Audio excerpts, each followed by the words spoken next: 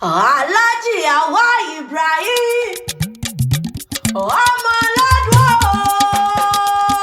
gbéra nílẹ̀ òdìdí ọdún ẹ lóde àádọ́rin ọdún ọmọ kì í sọ ọmọdé ọdún rárá o òwò ti sọdún èyí lọ́wọ́ nífìṣà àṣemọ́ lápò ọlọ́run ọba ó nífọdún èyí pìtàn ibi kò wá sí bó ṣe pẹ́lẹ́ ayé tó ó nífojú sunkún wọ ọmọ ó nítonáwó sàré ọmọ lọ́la nọ́bí Muhammad Alhaji Awa máa gbọ́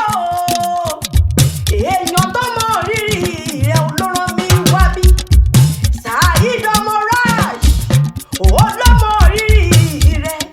Saheed ló ní mọ́ọ̀kì ó ní gbèjègbèjọ olónínú rẹ̀ ni ó ní àlàyé rẹ̀ ni ó adùn bá rìn adùn bá tọ̀ ó ní adùn bá rìn mọ́tò òṣì ni ó wá tún ní mo bá wọnú lé àwọn bàbá tó bí ọlọ́mọ lọ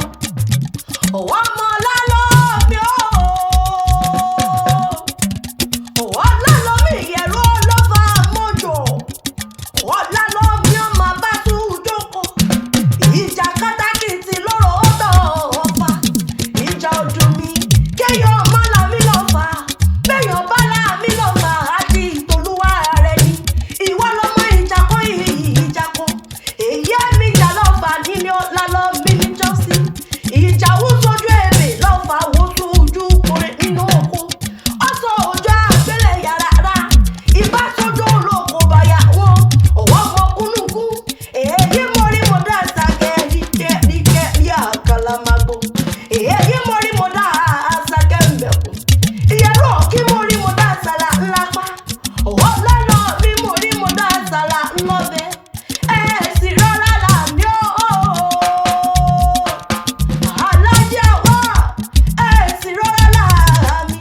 bẹ́ẹ̀ bá fẹ́ là mí ẹ̀ má jàbẹ́ ó tilẹ̀ lápá àmì ọmọ pípú dára gbadá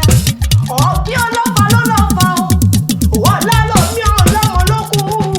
lọ́mọ nínú ilé àwọn bàbá tó bí ọlọ́mọ ni wọ́n kú ọdún ogún yẹn dún